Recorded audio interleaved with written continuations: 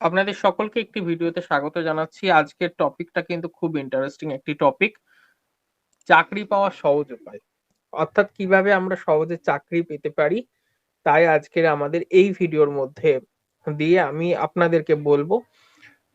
তার আগে বলে নিই, এই ভিডিওটা যাদের সময় নেই, হয়তো কিছুটা মাঝপথে দেখে ছেড়ে চলে যাবেন, এরকম যারা ভাবছেন তারা এখনই স্কিপ করে চলে যান। কেননা পুরো ভিডিওটা না দেখলে আপনারা বুঝতে পারবেন না যে কিভাবে সহজে চাকরি পাওয়া যায়। আমি ভিডিওর থাম্বনেইলে দুটো পোর্শনে একটি জায়গায় লিখে রেখেছি, কেউ একটি সরকারি চাকরির পরীক্ষা পাশ করতে পারে না, আর কেউ একাধিক চাকরির পরীক্ষা পাশ করে সহজেই। কি প্রসেস, চলুন দেখি। ধাপ, সবার আগে আমাদের নির্ণয় করতে হবে যে আমরা কি চাকরি করব। এটা হচ্ছে ফার্স্ট, আমাদের নির্ণয় করতে হবে আমরা কি চাকরি করব। ঠিক আছে, সেই চাকরিটা কিসের হবে? ব্যাংকের হবে? সেই চাকরিটা কি স্কুলের হবে? সেই চাকরিটা কি পিএসসি ক্লার্কশিপ হবে? সেই চাকরিটা কি সেন্ট্রালের কোনো চাকরি হবে? এটা আগে নির্ধারণ করুন আপনি কোন চাকরিটা করবেন। যে চাকরিটা করবেন বলে ভেবেছেন, সেই চাকরিটার জন্য আপনাকে প্রিপারেশন নিতে হবে। তবে এখানে আমি, মানে আপনি বা আমি যদি মনে করি যে আমি আইএএস অফিসার হব, কথা প্রসঙ্গে বলছি আইএএস অফিসার হব, তার আগে আমাকে দেখতে হবে আমার যোগ্যতা কতটা, বা আপনার যোগ্যতা কতটা। আপনি যে পরিমাণ যোগ্য, সেই পরিমাণ চাকরি যদি আপনি টার্গেট করেন, তাহলে বোধহয় আপনার চাকরি পাওয়াটা সোজা হবে। আমি সারা জীবন থার্ড ডিভিশনে পাশ করা যদি ক্যান্ডিডেট হই, আমি নিশ্চয়ই ডাব্লিউবিসিএস এর দিকে যাব না, আমি গ্রুপ সিডির দিকে যাব। যদি আমি সেকেন্ড ডিভিশনে পাশ করা ক্যান্ডিডেট হই, তাহলে আমি একটু বেটার যাব, ক্লার্কশিপ মিসলেনিয়াসের দিকে যেতে পারি। আমি যদি ফার্স্ট ডিভিশনে পাশ করা ছেলে মেয়ে হয়ে থাকি, তাহলে আমার পড়াশোনার মেধার ভিত্তিতে আমি ডাব্লিউবিসিএস এর দিকে যেতে পারি। তাহলে টোটালটা আগে আমার নিজের যোগ্যতা কতটা রয়েছে, আমি নিজে কতটা জানছি, নিজে কতটা বুঝছি, সেই অনুসারে আমি ঠিক করব আমি কোন চাকরি করব। প্রথমটা হচ্ছে আমার ইচ্ছা, দ্বিতীয়টা হচ্ছে আমার যোগ্যতা। আমার যোগ্যতা একজন গ্রুপ সির ক্লার্ক পোস্ট, আমার যোগ্যতা প্রাইমারি টিচার, আমার যোগ্যতা ক্লার্কশিপ, আমি কখনোই বলবো না আমি আইএএস অফিসার হতে পারবো। আমি ওইখানে যদি আইএএস এর জন্য প্রিপারেশন নিই, তাহলে সময়টা আমার অপচয় হবে। তাহলে আমার নিজের যতটা যোগ্যতা রয়েছে সেই অনুসারে আমি ঠিক করব আমার এই যোগ্যতা আমি কি কি চাকরি করব। দ্বিতীয় ধাপ, সিলেবাস কি। আমি এটা বহুবার দেখেছি যে ফর্ম বেরোচ্ছে, সঙ্গে সঙ্গে ফর্ম ফিল আপ করে দেওয়া হচ্ছে, আমরা সিলেবাস দেখছি না। বহু মানুষ, আপনারাও হয়তো যারা এই ভিডিওটা দেখছেন, তারাও হয়তো সময় সময় এটা করেন যে আপনারা সিলেবাস দেখেন না, আগেই ফর্মটা ফিল আপ করে দেন। এটা করা যাবে না। সবার আগে দেখতে হবে সিলেবাস কি। তারপরে যে সিলেবাসটা আমি দেখলাম যে এই সিলেবাসের মধ্যে এই ক্যাটাগরির চ্যাপ্টার গুলো রয়েছে, আমি তারপরের আমার কাজ হবে সেই পরীক্ষা কেন্দ্রিক, মানে সেই সিলেবাস কেন্দ্রিক যে জায়গাগুলো কমন পড়ছে, অন্যান্য পরীক্ষার সঙ্গে যেগুলো কমন পড়ছে, সেই কমন সিলেবাসটা ফার্স্টে পড়া। আমি একটু বুঝিয়ে দিই, তাহলে ভালো বুঝতে পারবেন। পিএসসি তে আমি ক্লার্কশিপের পরীক্ষা দিচ্ছি, আমি ওয়েস্ট বেঙ্গল স্কুল সার্ভিস কমিশনের পরীক্ষা দিচ্ছি, আমি ওয়েস্ট বেঙ্গল স্কুল সার্ভিস কমিশনের নন টিচিং এর পরীক্ষা দেবো, আমি ক্লার্কশিপের পরীক্ষা দেবো, আমি মিসলেনিয়াস পরীক্ষা দেবো, আমি রেলেরও পরীক্ষা দিতে পারি। যদি এই পরীক্ষাগুলো আমি দিয়ে থাকি, তাহলে তার একটা সিলেবাস গুলোকে আমি সবকটাকে আলাদা আলাদা করে বার করব। তারপরে আমি দেখব কোন কোন সিলেবাসের পোর্শন পুরো কমন রয়েছে, মানে এক রয়েছে। যে কটি সিলেবাস এক রয়েছে বা বিষয়গুলো এক রয়েছে, সেই বিষয়গুলিকে ফার্স্ট আমি পড়বো। আমার ফার্স্ট কাজ হবে কমন সিলেবাস নির্বাচন। অর্থাৎ আমার যে পরিমাণ যোগ্যতা রয়েছে, সেই যোগ্যতা অনুসারে যে যে সিলেবাস গুলো আমার ক্ষেত্রে কমন, সহজে যেগুলো অন্য পরীক্ষাগুলোর সঙ্গে মিলবে, সেই পরীক্ষাটা আমি আগে দেব বা সেই অনুসারে পড়াশোনা শুরু করব। তাহলে কমন সিলেবাস পড়লে বেনিফিট কি হচ্ছে, আমি একটাই সিলেবাস পড়ছি কিন্তু একাধিক পরীক্ষার জন্য আমি প্রস্তুতি নিয়ে নিলাম। এইটা হচ্ছে বুঝতে হবে, এটা বুদ্ধি করে আপনাকে নির্ধারণ করতে হবে আপনার কমন সিলেবাসটা কি রয়েছে। তৃতীয় ধাপ হচ্ছে বই বা স্টাডি মেটেরিয়াল। এখানে আমি একটু বলে দিই, এখানে আমাদের যারা ইউটিউবে রয়েছেন, তারা প্রচুর বইয়ের বিষয় আপনাদেরকে বলবে এই বইটা পড়ে 199 এসেছে, এই বই পড়ে 110% কমন এসেছে, অনেকে 150%ও বলে ফেলে। আমি জাস্ট মজা করে বলছি না, এটা বাস্তব ঘটনা। যেগুলো মেন্স পরীক্ষা থাকে যেখানে অর থাকে তারা অনেক দাবি করেন যে অরটাও মিলে গেছে, মানে অথবা প্রশ্নও নাকি তারা কমন দিয়েছে। আমি জানি না, আমার কাছে অত পয়সা নেই যে অন্য বই কিনে আমি এত পড়বো, বা এতটা ইচ্ছাও আমার নেই। তবে আমার মনে হয় স্টাডি মেটেরিয়ালটা অত্যন্ত সূক্ষ্মভাবে নির্বাচন করা উচিত। একাধিক বই নয়, দুটো হাইয়েস্ট। দুটোর বেশি বই পড়লে আমরা তো মনে রাখতে পারবো না। আমরা যদি অতই ভালো স্টুডেন্ট হতাম, যদি আমরা 6টা বা 8টা বই পড়তে পারতাম, তাহলে তো আমরা এখানে থাকতাম না। তবে সব থেকে ভালো বই বা স্টাডি মেটেরিয়াল হচ্ছে ক্লাসের বই। ক্লাস 5 থেকে 10 পর্যন্ত যদি বই আপনি মুখস্থ করতে পারেন, যদি ক্লাস 5 থেকে 10 বই আপনি যদি একটানা পড়ে মুখস্থ করতে পারেন, তাহলে আপনি যে কোনো চাকরির পরীক্ষায় পাশ করবেন, কোনো স্টাডি মেটেরিয়ালের দরকার নেই। 100% কমন আসবে ক্লাস 5 থেকে 10 বই খুঁটিয়ে যদি আপনি পড়েন।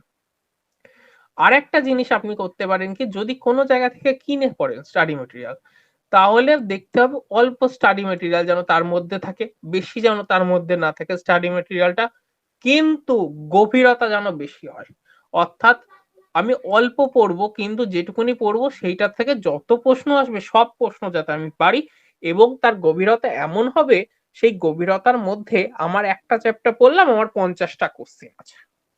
এই রকম যে ক্যাটাগরির বই আছে, প্রথমে ডেসক্রিপটিভ টাইপ থাকলো, তারপরে এমসিকিউ থাকলো, এই যে ওয়ান লাইনার থাকলো, এই বইগুলো কিন্তু খুব ভালো হয়, খুবই ভালো বই। সেরকম বই কিন্তু বাজারে খুব একটা বেশি পাওয়া যায় না, পাওয়াই যায় না বলতে গেলে, খুব বেশি কি পাওয়াই যায় না। তো সেই রকম বইগুলোকে একটু ফোকাস করে পড়া উচিত। আমি আবারও বলছি, 1 থেকে 2, একাধিক বই পড়ে যাবেন না। 50টা বই, 60টা বই বাজারে খুব ভালো চলছে, এই বই অমুক রাইটারের বই, অমুক রায়, অমুক সাহা, অমিক অমুক বন্দ্যোপাধ্যায়, একটাও নয়। আপনি যেটা পড়তে পারবেন সহজ বাংলায়, পড়ে বুঝতে পারবেন, সহজ ভাষায় আপনার যেটা মনে হবে, সেই বইটি আপনি পড়বেন। বইটা কিরকম থাকতে হবে, প্রথমে ডেসক্রিপটিভ টাইপ থাকতে হবে, তারপরে ওই ডেসক্রিপটিভ টাইপ থেকেই এমসিকিউ দেওয়া হবে, এমসিকিউ বা ওয়ান লাইনার থাকবে। তাহলে আপনার পড়াটা কতটা হচ্ছে আপনি নিজে বুঝতে পারছেন, আপনি অল্প পড়ছেন কিন্তু গভীরতা অনেক বেশি। আর এই বইগুলো যদি না কিনতে চান, কোনো অসুবিধা নেই, ক্লাস 5 থেকে ক্লাস 10 বই পড়ুন, যে কোনো চাকরির পরীক্ষায় আপনি পাশ করে যাবেন। চতুর্থ ধাপ হচ্ছে সব থেকে বেশি, হচ্ছে এই প্রশ্নটা আছে, স্যার আমি কতক্ষণ পড়বো? স্যার আমি সারাদিন কাজ করি, আমি তো সময় পাই না, তাহলে আমি কি পাশ করতে পারবো? উত্তর হচ্ছে, পাশ করতে পারবে কি পারবে না সেটা নির্ধারণ করবে তুমি নিজে। এখানে তুমি মানে আমরা সবাই নিজেরা ঠিক করি আমরা সময়টা কতটা ব্যবহার করব। আমার মনে হয় যে সরকারি চাকরির পরীক্ষায় যারা পরীক্ষা দিতে যাচ্ছে, তাদের মিনিমাম সময় দরকার 6 থেকে 8 আওয়ার্স। মিনিমাম সময় 6 থেকে 8 আওয়ার্স, মিনিমাম এটা। এই সময়টা যদি আমরা ব্যয় করতে পারি প্রতিদিন, তাহলে কিন্তু আমি চাকরি পাওয়ার যোগ্য হতে পারবো। এই 6 থেকে 8 ঘন্টার মধ্যে প্রথম 2 ঘন্টা, সেটা দিনের, আমি প্রথম বলছি এই কারণে, আমি ধরে নিচ্ছি এখানে সবাই বাংলা মিডিয়ামেরই আছেন, এই কারণে আমি ধরে নিচ্ছি কেননা আমি বাংলায় কথা বলছি, আপনারা বাংলাতেই শুনছেন। বাংলা মিডিয়াম স্টুডেন্টদের ইংলিশে এবং অঙ্কে প্রচুর ভয়, সবার নয়, ম্যাক্সিমামেরই ভয়। যার অঙ্ক ভালো তার ইংলিশে ভয়, যার ইংলিশ ভালো তার অঙ্কে ভয়। এই দুটো সাবজেক্ট হচ্ছে মাদার সাবজেক্ট আমাদের, এই দুটোকে পড়তেই হবে। তো 6 থেকে 8 ঘন্টার মধ্যে প্রথম 2 ঘন্টা, 1 ঘন্টা 1 ঘন্টা করে ম্যাথ অথবা ইংলিশ আপনাকে পড়তেই হবে। এই 1 ঘন্টাটা আপনার দিনের যে কোনো সময় হতে পারে, তবে আমাকে যদি স্পেসিফিক জিজ্ঞাসা করেন কখন পড়বো স্যার ম্যাথ বা ইংলিশটা, তাহলে আমার মত হবে যে সময় আপনার ফুল এনার্জি থাকছে, সেই সময় আপনার যে সাবজেক্টটি কঠিন মনে হয় সেই সাবজেক্টটি সকালে শুরুতে পড়ুন। যদি আপনার মনে হয় ইতিহাস খুব কঠিন লাগছে, ইতিহাস পড়া মনে থাকছে না, আপনি ইতিহাস দিয়ে সকালটা শুরু করুন। যদি মনে হয় যে আমার ইংলিশটা খুব কঠিন লাগছে, ইংলিশটা মনে পড়ছে না, তাহলে ইংলিশটা দিয়ে প্রথমে শুরু করুন। একদম সকালবেলা উঠেই, ঘুম থেকে উঠেই ইংলিশটা পড়া শুরু করুন। কেন? সকালের এনার্জিটা অত্যন্ত হাই থাকে আমাদের, যত বেলা যায় আস্তে আস্তে এনার্জি লেভেল কিন্তু ডাউন হতে থাকে। তো সেই জায়গাটা আমাদের মেকআপ করার জন্য সকালবেলা ফুল এনার্জি নিয়ে আমরা পড়া শুরু করব যে সাবজেক্টটা আমাদের কঠিন লাগছে। এই পড়াটা 1 ঘন্টা কমপক্ষে হতে হবে প্রতিদিন। আমি ধরে নিলাম আপনাদের ইংলিশে খুব কঠিন লাগছে, এটা আমি ধরে নিয়ে এগোলাম। আচ্ছা, আপনারা আমায় বলুন, ইংরাজি যে গ্রামার বই রয়েছে, আপনারা 5 থেকে 10 পর্যন্ত যে গ্রামার শিখেছেন, সেই গ্রামার বইটা আপনাদের যদি আজকে পড়তে দেওয়া হয় তাহলে কতদিন পড়তে সময় লাগবে? আপনারা বলবেন 1 মাস, 1.5 মাস বা 2 মাস। কমেন্টে জানাবেন আপনাদের কতদিন সময় লাগতে পারে ইংলিশ গ্রামার বই শেষ করতে, 5 to 10। আপনারা যদি বলেন 1 বছর, আমি তাও মেনে নেব, 365 দিন লাগবে। আপনি তো এখন বড় হয়েছেন, 1 ঘন্টায় মিনিমাম 3 পাতা পড়া আপনি মুখস্থ করতে পারবেন। 1000 পৃষ্ঠার গ্রামার বই বাংলায় অন্তত নেই ইংলিশের জন্য। তাহলে আপনি গোটা বইয়ে সব জেনে যাবেন 1 বছরের মধ্যে। 1 বছর পরে আপনি যখন বেরিয়ে যাবেন পরীক্ষা দেওয়ার জন্য, তখন কিন্তু আপনাকে আটকাতে আর ইংলিশ পারবে না। ঠিক আছে, এইটা একটা বিষয়। এবার অনেকের মনে হতে পারে বিষয়টা দেখে যে স্যার আপনি ইংলিশটা নিয়ে বললেন, অঙ্কটা কিন্তু বললেন না। আচ্ছা, অঙ্কের ক্ষেত্রে আমি যেটা বলবো, অঙ্ক কিন্তু অনুশীলনের উপর নির্ভর করে। আপনি কত পরিমাণ প্র্যাকটিস করছেন। যদি দেখা যায় যে সারাদিনে আমার প্র্যাকটিস মোটামুটি 100 থেকে 150 অঙ্ক হয়ে যাচ্ছে সারাদিনে, আমি জানি এটা অনেকেই বলবে যে 100-150 খুব কঠিন স্যার, হয় না, 10টা বা 20টা হয়। তাহলে আমি বলবো যে আরো অনেকটা সময় খাটতে হবে। 100-150 অঙ্ক ডেলি করা খুব একটা কঠিন নয় সরকারি চাকরির পরীক্ষার্থীদের ক্ষেত্রে। ঠিক আছে, 1 ঘন্টা যদি আমি সময় দিই, মিনিমাম আমার 60খানা অঙ্ক হবে। প্রথমে হবে না, প্রথমে 10টা হবে, তারপরে 12টা হবে, তারপরে 15টা হবে, তারপরে 20টা হবে। এইরকম ভাবে কিন্তু সময় বাড়তে থাকবে, আমাদের অঙ্কের প্রবণতা বাড়তে থাকবে। অঙ্ক করার জন্য সব থেকে ভালো সময় দুপুরবেলা।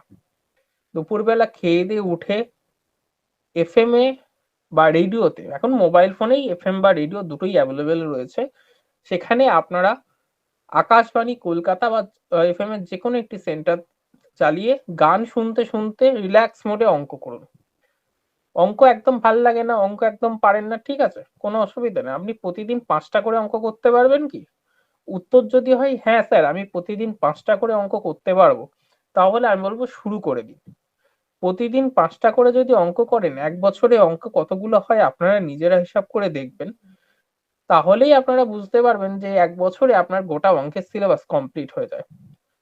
কিন্তু শুরুটা করতে হবে।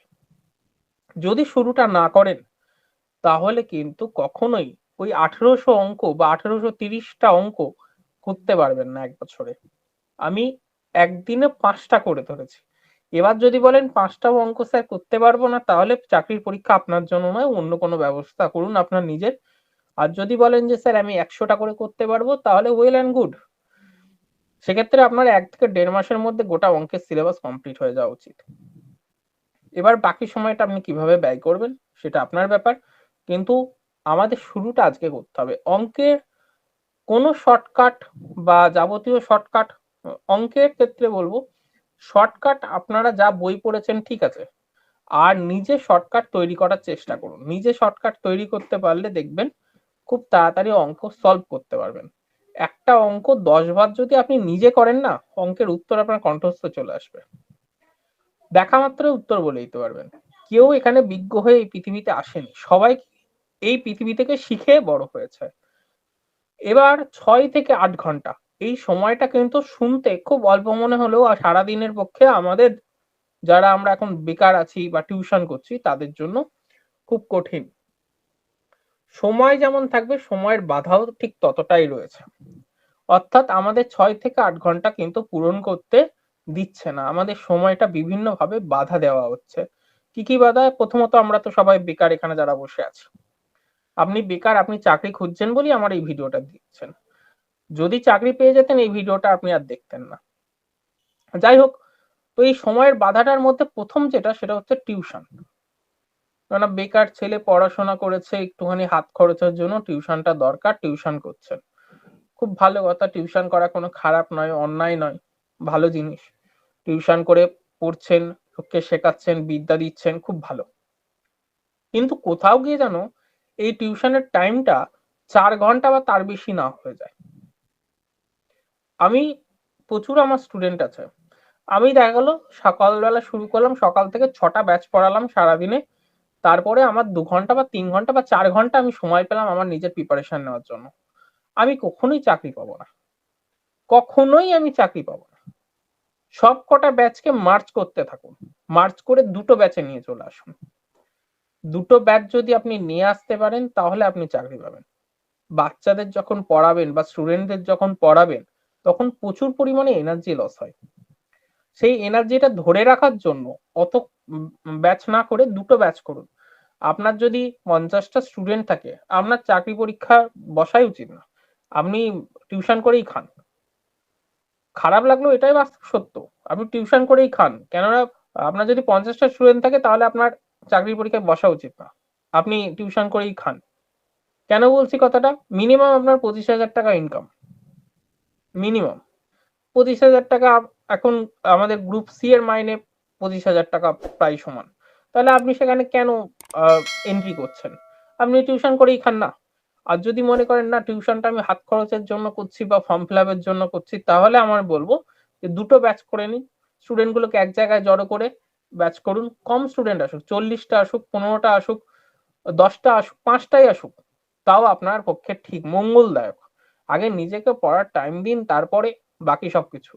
আমি যে ভিডিওটা করছি, এই ভিডিওটা করার আমার যারা স্টুডেন্ট আছে নিশ্চয়ই কয়েকজন দেখবে, আমার স্টুডেন্টরা নিচে কমেন্ট বক্সে লিখে দেবে, যারা আমার বিভিন্ন ব্যাচের স্টুডেন্ট আছো কারা কারা দেখছো লিখে দেবে। তারা জানে এই ভিডিওটা করব অনেক দিন ধরে আমি ভাবছি, কিন্তু করার টাইম হচ্ছে না। ঠিক আছে, এইটা আমার একটা বাধা, সময়ের একটা বাধা, এটা আমি রিকভারি করতে পারছি না। আপনাদের সেই জায়গাটা নেই, রিকভারি আপনারা করতে পারবেন। এখন জানুয়ারি মাসের আজকে সবে 5 তারিখ বা 6 তারিখ চলছে আপনাদের, আপনারা কবে ভিডিওটা দেখছেন জানি না, আমি 4 তারিখে ভিডিওটা করছি, জানুয়ারি 4, 2026। তো সেই দিন আমি বলছি আপনাদের ব্যাচগুলোকে মার্চ করে নিন, দুটো ব্যাচ করুন বা 3টে ব্যাচ করুন হাইয়েস্ট দিনে। তারপর আর ব্যাচ পড়াবেন না, 4টে কখরদার করবেন না, তাহলে আর নিজের টাইম পাবেন না। এটাতে একটা হলো টাইমের বিষয়, আর একটা হচ্ছে আপনার বাধা চলে আসবে। কি কি বাধা আসবে? এনার্জিটা লস হয়ে যাবে স্টুডেন্টদের পিছনে, সেই এনার্জিটা ধরে রাখা হচ্ছে সব থেকে বড় একটা ভূমিকা রাখে আপনি কতটা এনার্জি দিয়ে পরের দিন পড়ছেন বা আপনার নিজের পড়াটা করছেন এটা। আর এই বাধাটা কিন্তু শুধুমাত্র টিউশনের বাধা সেরকম ব্যাপারটা নয়, আমি কয়েকটা বাধা আরো বলছি। আমাদের আত্মীয় স্বজন, বন্ধু বান্ধব যারা রয়েছে তাদের সঙ্গে যোগাযোগটা ক্রমশ কমিয়ে দিতে হবে, ক্রমশ কমিয়ে দিতে হবে যোগাযোগ। কেননা এই আপন জন যারা আছে তারা কিন্তু মাঝে মধ্যেই বাড়িতে এসে জিজ্ঞাসা করে, কি রে এখন কি করছিস? আরে তুমি জানো না আমি এখন বেকার, আমি এখনো চাকরি পাইনি, তুমি জানো না? জেনে শুনে তারা ইচ্ছা করে বলে যে এখন কি করছিস। গায়ে কিন্তু পিনের মতো লাগে এটা। যারা বেকার আছে, আমিও এক সময় বেকার ছিলাম, আমি বুঝতে পারতাম কষ্টটা কোথায় হচ্ছে। ঠিক আছে, এখন কি করছিস? চাকরি বাকরি পেলি? ঠিক এরকম শুনতে হবে, চাকরি বাকরি পেলি, অমুকের ছেলে অমুক জায়গায় চাকরি পেয়ে গেছে, তো ভালো চাকরি পেয়েছে, তো আমি কি করব? আমি পাইনি। বিষয়টা এইরকম ভাবে মনে জেদ নিন, তাদের সঙ্গে যোগাযোগ ক্রমাগত কমাতে থাকুন, আস্তে আস্তে আস্তে আস্তে কমাতে থাকুন। নিজেকে এক জায়গায় করে আনুন, নিজেকে গুটিয়ে আনুন, বন্ধু বান্ধব সবার থেকে গুটিয়ে আনুন, তবে আপনি সফলতা পাবেন। সফলতা জিনিসটা অত সহজে আসে না, অনেকগুলো হার্ডেল বা অনেকগুলো বাধা পেরিয়ে আমাদের এটা আনতে হয়। এটা একটা বাধা, আমাদের পারিপার্শ্বিক পরিবেশ, আমাদের আশপাশের লোকজন আমাদের বাধা দেয়, সেই বাধাটাকে রিকভারি করার চেষ্টা করবেন, এই বিশ্বাস আমার রয়েছে। পঞ্চম ধাপ হচ্ছে স্টাডি সেন্টার নির্বাচন।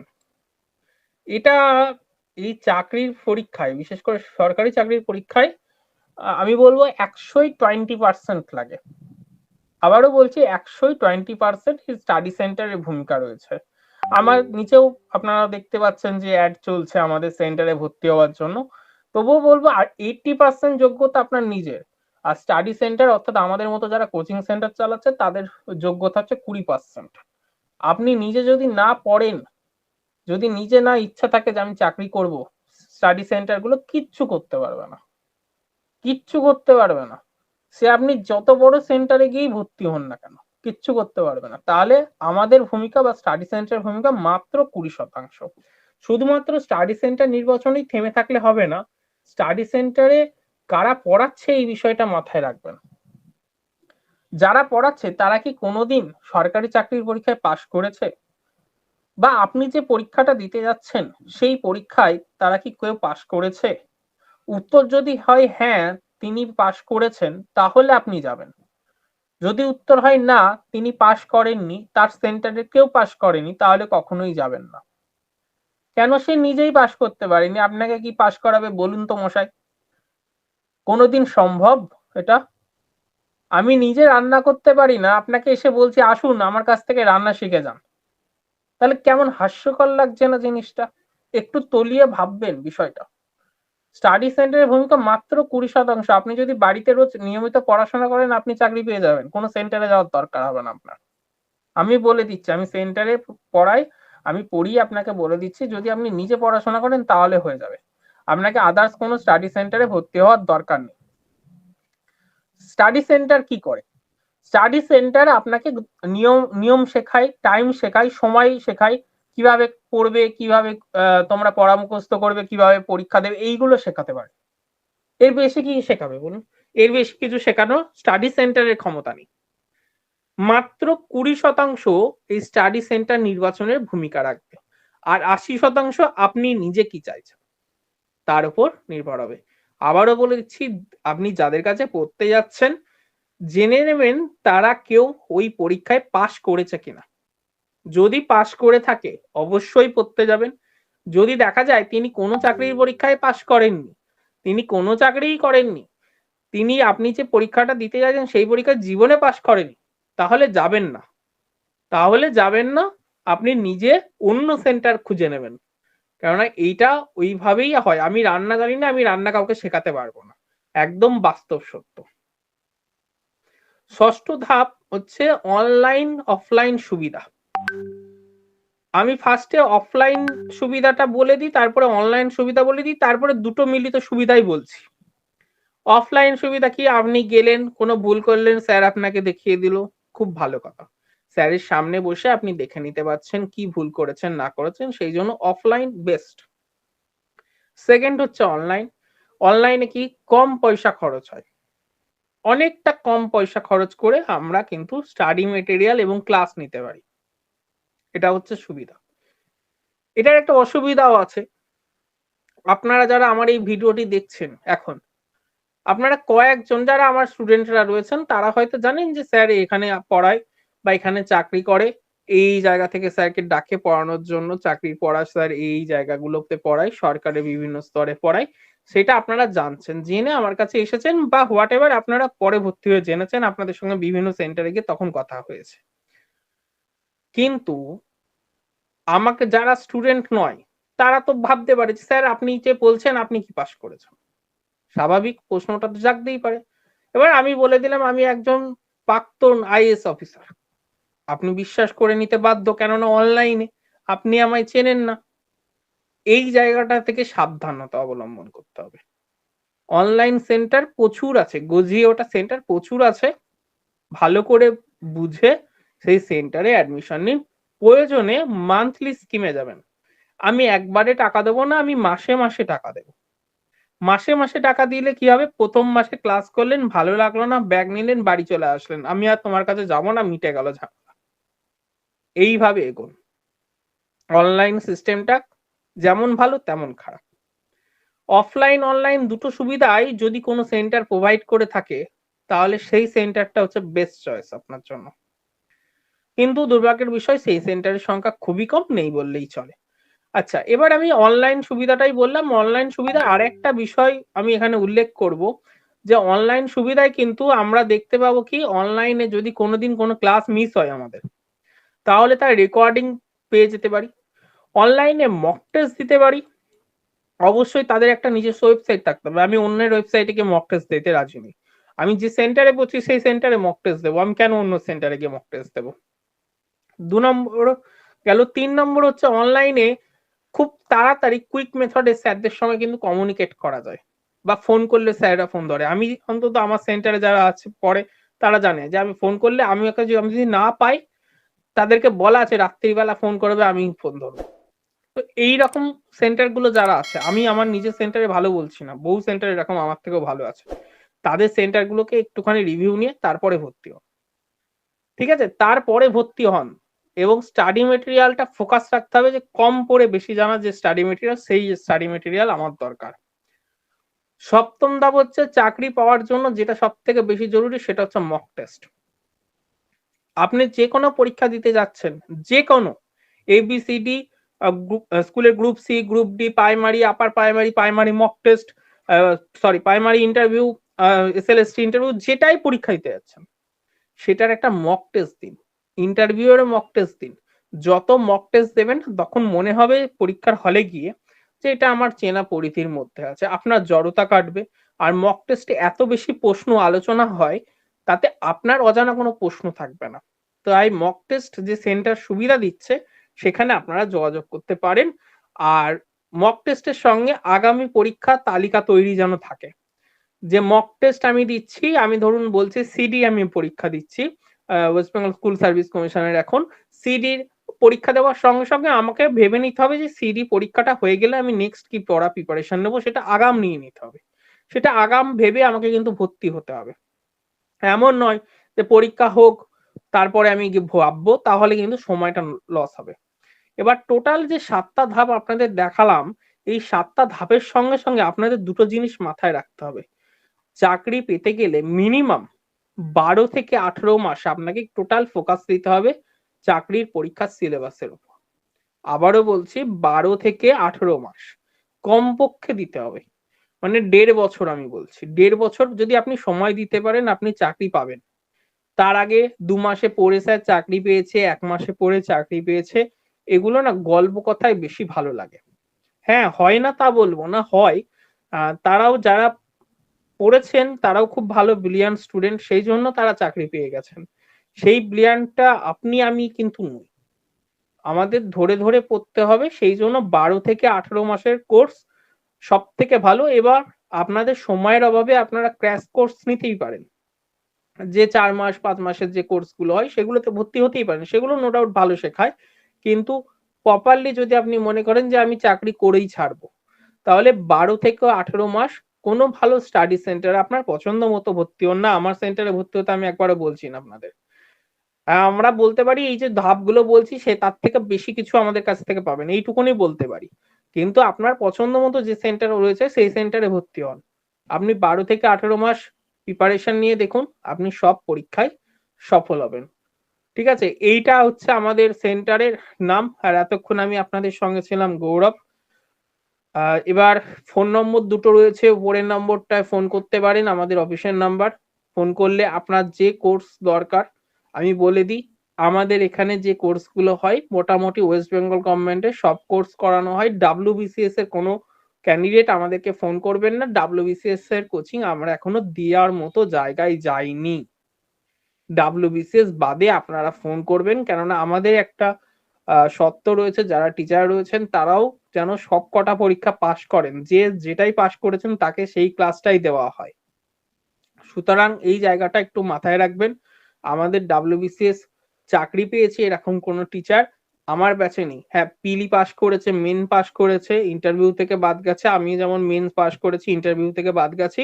আমার কাছে সেই অভিজ্ঞতাটা নেই যে আমি আপনাকে WBCS দিতে পারবো। কিন্তু বাকি পরীক্ষাগুলো আমি আপনাকে দিতে পারবো, কেননা আমি এগুলো পাশ করেছি, বা আমার যারা টিচার মন্ডলী রয়েছেন বা শিক্ষক মন্ডলী যারা রয়েছেন তারা কিন্তু আপনাকে দিতে পারবে। তো এই বিষয়টা একটু মাথায় রাখবেন। উপরের নাম্বারটা রয়েছে অফিসের নাম্বার, আপনারা ফোন করে এখানে ভর্তি হতে পারেন। আপনারা যে কোনো কোর্স করতে পারেন, শর্ট টার্ম, লং টার্ম, তবে আমি প্রিফার করব লং টার্মের কোর্স। তাহলে আপনাদের সুবিধা হয়। আর নিচের নাম্বারটাও রয়েছে আমাদের এমার্জেন্সি পারপাসে ইউজ করার জন্য। আপনারা যদি কোনো সময় মনে হয় যে খুব আর্জেন্টলি দরকার, তাহলে নিচের নাম্বারটাও ফোন করতে পারেন। আর একটা জিনিস আপনাদের বলে দিই, এই পড়াশোনা করতে গেলে অর্থাৎ চাকরির পরীক্ষা পড়াশোনা করতে গেলে মিনিমাম মাসে 1000 বা 1200 টাকা আপনারা রাখতে হবে। এটা কেন 1000-1200 টাকা, কি আপনাদের কোর্স ফ্রি বলতে পারেন? না, এত 1000-1200 টাকা কোনো সেন্টারে কোর্স ফি হয় না। হ্যাঁ, হয় অনেক বেশিও হতে পারে, আমার বলাটা ভুল হলো, কিন্তু সাধারণত এত টাকা হয় না। সবাই ওই 600-700-র মধ্যেই কোর্স ফিটা রাখে। আর বাকি 500 টাকার মধ্যে আপনাকে কিন্তু প্রতি মাসে কিছু বই কিনতে হবে বাইরে থেকে, যেটা সেন্টার প্রোভাইড করলেও আপনাকে নিজেকে কিনে সেলফ স্টাডির জন্য লাগে।